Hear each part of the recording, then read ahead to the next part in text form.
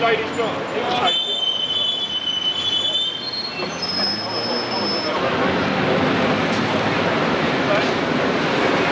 Yeah, what do you want to do?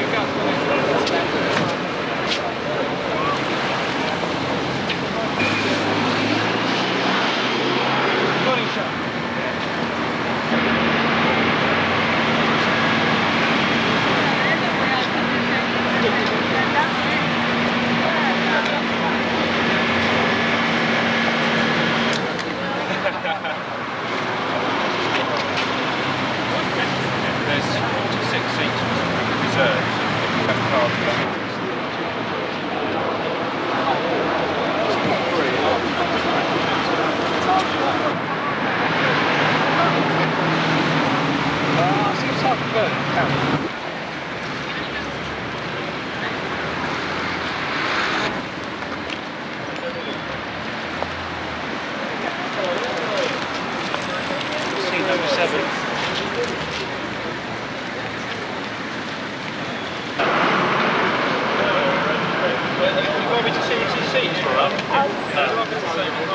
Roll off there. That's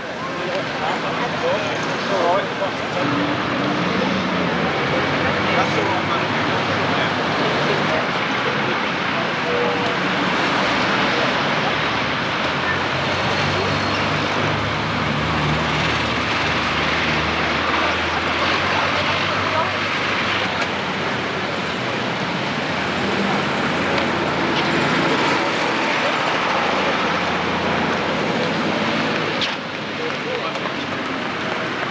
So you've got tickets for it? No, I haven't.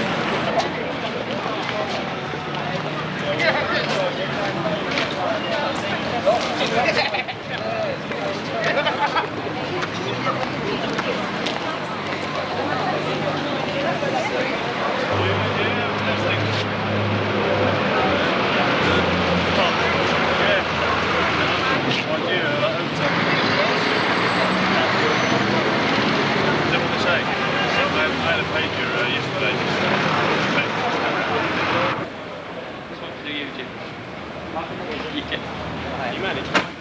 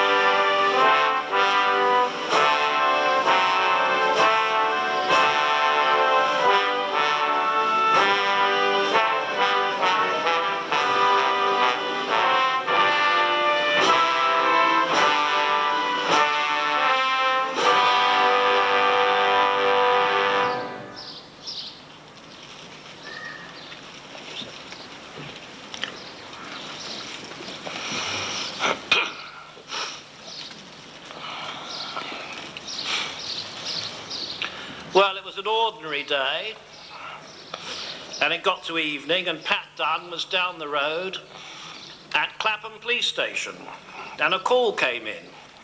Nothing special. A domestic disturbance at 28 Cato Road on my left. So Pat got on his bicycle about 8:30, and off he went.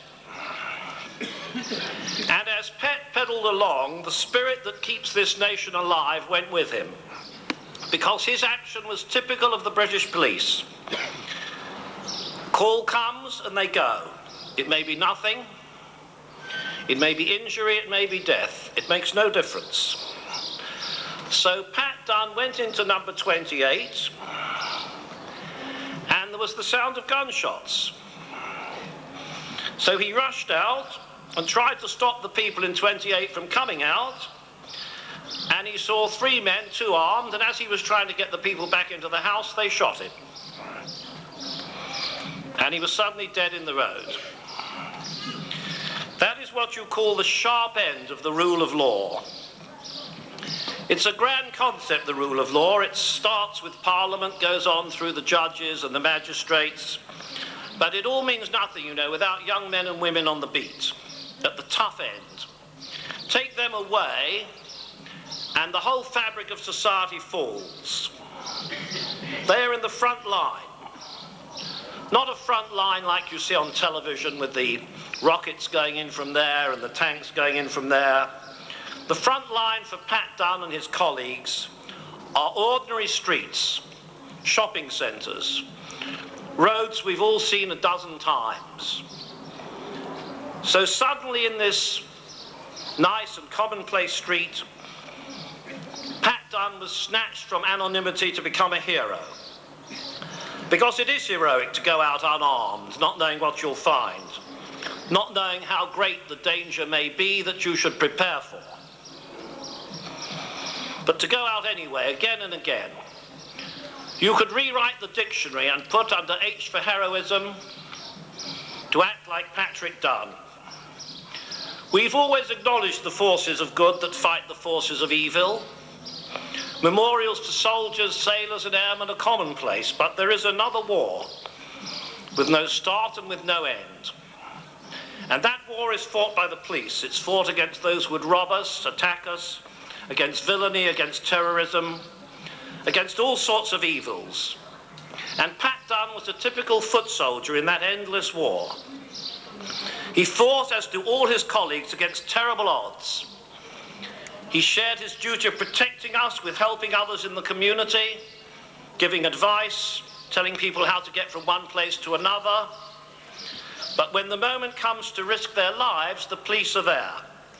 And as in any war, there are those who die. They die so you and I can live more safely. They are the thin blue line that protects us all. And it's right that the landscape of this street should change just a little to accommodate a permanent reminder to the people of Clapham of the life and the death of Pat Dunne. His story has become part of the legend of Clapham. So today we pay tribute to Pat Dunne. And I looked up my dictionary for the word tribute. It said an impost paid as the price of peace, security and protection. An acknowledgement of our affection and esteem. And to join us today in our affection and esteem for Pat Dunne, I welcome the Home Secretary, Michael Howard. I welcome the Chief of Police for the Metropolis, Sir Paul Condon. I welcome the Worshipful the Mayor of Lambeth, Councillor Tony Bayes. And through you, Mr. Mayor, I thank the people of Lambeth and the Council for its help in the erection of this memorial. I welcome your MPs and many other distinguished guests, and of course, the colleagues of Pat Dunne. But above all, I welcome those who suffered most, his mother Betty, his brothers Ivan and Stephen, and Stephen's wife Joy, and their children Aaron and Hannah. For they are the mother without a son, the brother without a brother, and the children with a missing uncle. We have a wonderful habit in this country of putting down those who give service. You've all heard it, the fellow's driving along the motorway and he gets stopped for speeding And he goes in the pub afterwards, he says, unbelievable, he says, the police have got nothing better to do than stop me for speeding. Well, the next time you hear someone say that, tell them about Patrick Dunne. And when someone says the police are never there when you need them, tell them about Pat Dunne. He was there. And there's that wonderful line, young people of today are not of the caliber that they used to be. Well, when you hear that, speak of Patrick Dunne. And there are thousands more police, men and women, no less heroic because they live on. They know that but for a twist of fate, it could have been them on any duty or here on that terrible night. They all know such a day or night may come to them, but they continue to go out on our behalf. This memorial will remind us of them and of Pat Dunne. And maybe one day young Hannah Dunne, Hannah is in the front row here, maybe she'll bring her fiancé here and they'll stand in front of this memorial. And Hannah will say, this is where my uncle died, protecting his community. That's what he did. He was a policeman. And we are here to say to Pat Dunne and the police throughout the country, only two words, but they come from the heart. Thank you. I now introduce you Sir Paul Condon, Commissioner of Police for the Metropolis.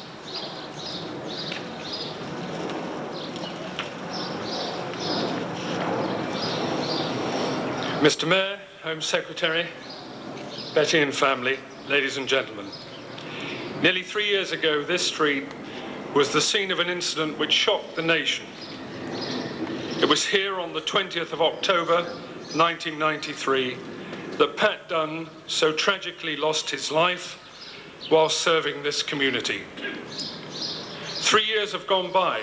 New people have come to the police station locally. But we cannot and we will not forget the tragic night that means so much to the Metropolitan Police Service, to Pat's family, and I think to the wider community locally.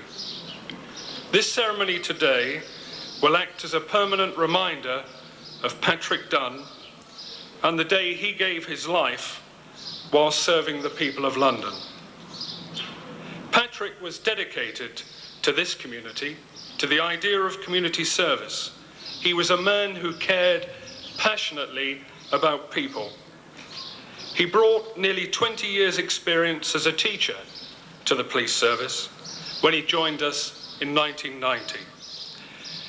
And it was perhaps those 20 years as a teacher that contributed to his work being characterized by kindness, by patience, and by a genuine concern for the people who live in these streets, who work in these streets. It's a measure of the regard in which Pat and the local police service are held that following the tragedy, this local community were so outspoken in their condemnation of his death. And they were so expressive with their sympathy for Pat's family and colleagues. The spirit of the local people after this tragedy, I know, was a source of support and inspiration to Betty, her family, and Pat's colleagues, giving them all comfort, some comfort, through the most difficult time in their lives. This reaction, I think, epitomizes the very model of British policing, where the police are not apart from the community, but very much at the heart of the community they serve. Pat, in his short career with us, was an outstanding example of all that we should value about policing in this country. Determination, courage, commitment, and the professionalism that he displayed are an example to every one of us who seeks to serve on. It's not always an easy task in today's complex society, but one which he achieved with consummate skill. And he set an example which we, his colleagues, must strive to emulate. There can be few countries in the world where the death of a police officer is commemorated by the public like this today in such a meaningful way. Patrick, we know, made the ultimate sacrifice in the service of the community, acting without thought for his own safety, but with that constant desire to protect others and do what was right. And Pat Dunne always did the right thing.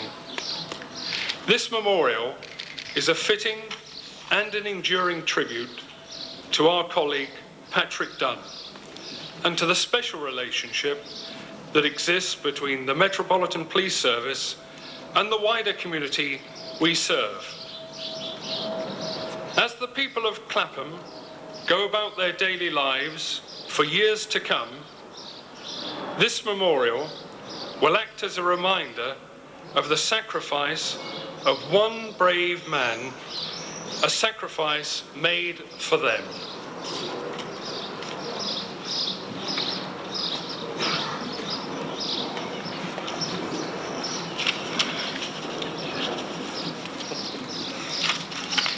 Ladies and gentlemen, after the Home Secretary unveils the memorial, flowers will be laid at the memorial by the immediate family of Pat Dunne, by Gareth Turner on behalf of the local police, by the Honourable Worshipful Mayor of Lambeth on behalf of the people of Lambeth, and by a young lady laying flowers sent by the Prime Minister, Right Honourable John Major, who has written in his own hand on the card, "In honour of a brave man, with deepest regard, John Major." And after the moment of silence, I hope you will join me in placing your flowers at the memorial to Pat Dunne. Ladies and gentlemen, the Home Secretary.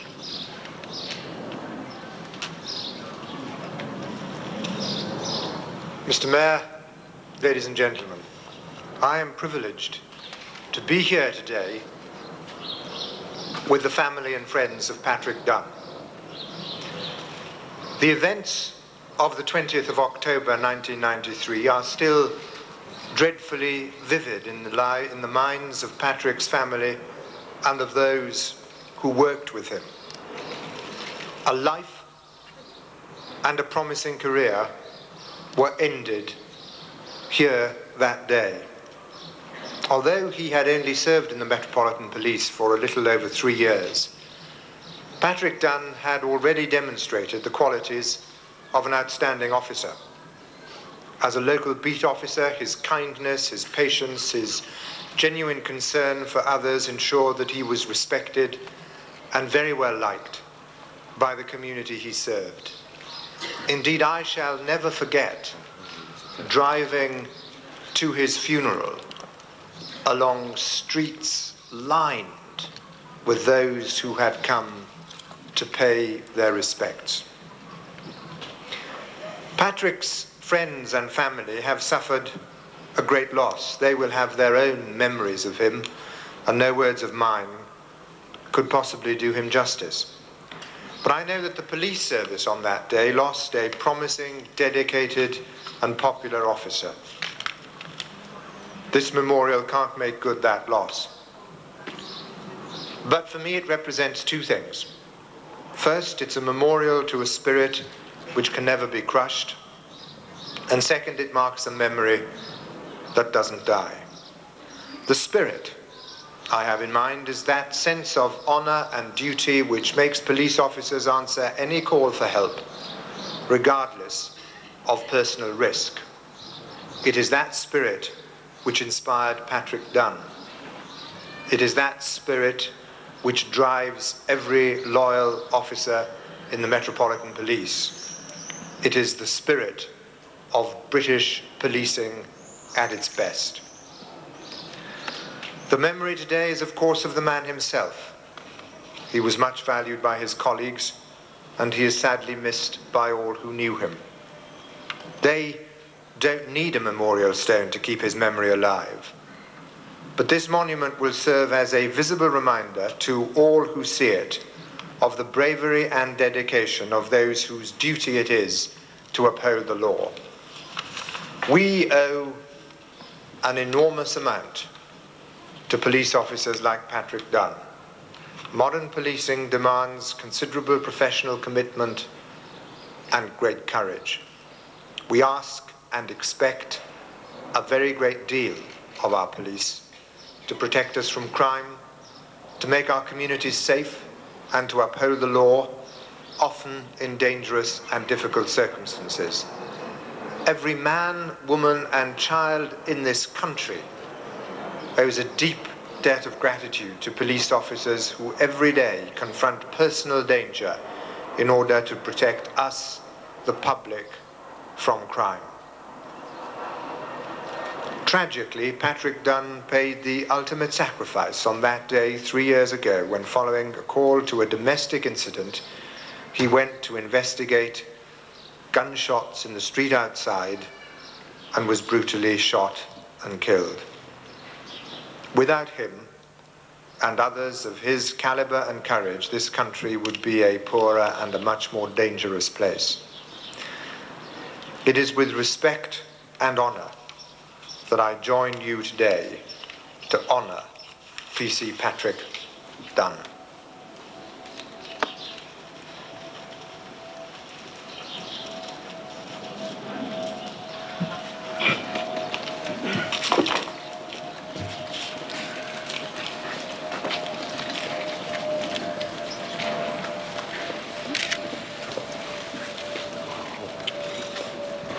Hey.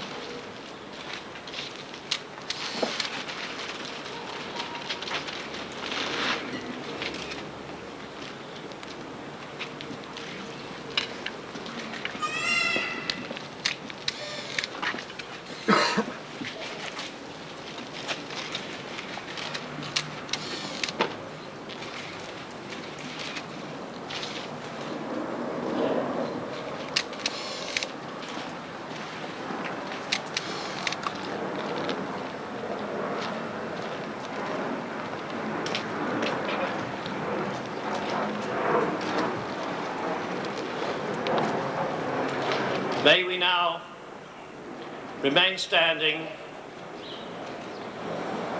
and have a moment of silence in which we all pray in our own manner for Patrick Dunne, for his family, and for all police officers killed and wounded throughout the land.